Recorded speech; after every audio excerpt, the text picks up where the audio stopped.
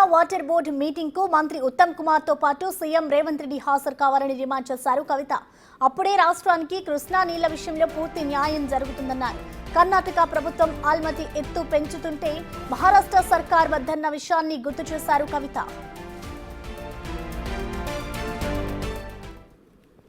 Important ఇప్పుడు Krishna water board meeting మన జరగబోతా ఉన్నది.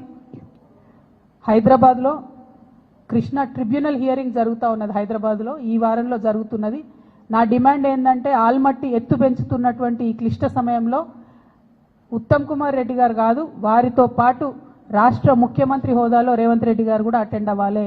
మీరు అటెండ్ అయితేనే మనకు రావాల్సినటువంటి న్యాయం జరుగుతుంది, మనకు దక్కాల్సినటువంటి వాటా దక్కుతుంది. మీ సిన్సియారిటీ ఏందో కూడా ప్రజలకు అర్థమవుతుందని చెప్పి ఈ సందర్భంగా నేను డిమాండ్ చేస్తూ ఉన్నాను.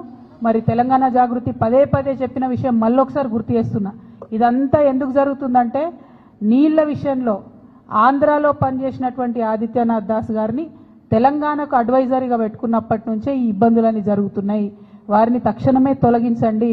వారికి మన తెలంగాణ మీద ప్రేమ ఎందుకుంటుంది? కనీసం మీకుందని మీరు నిరూపించుకోండి, మీరు ఆలోచన చేయండి, కృష్ణా నదిని కాపాడండి అని చెప్పి నేను ప్రభుత్వాన్ని డిమాండ్ చేస్తూ ఉన్నాను.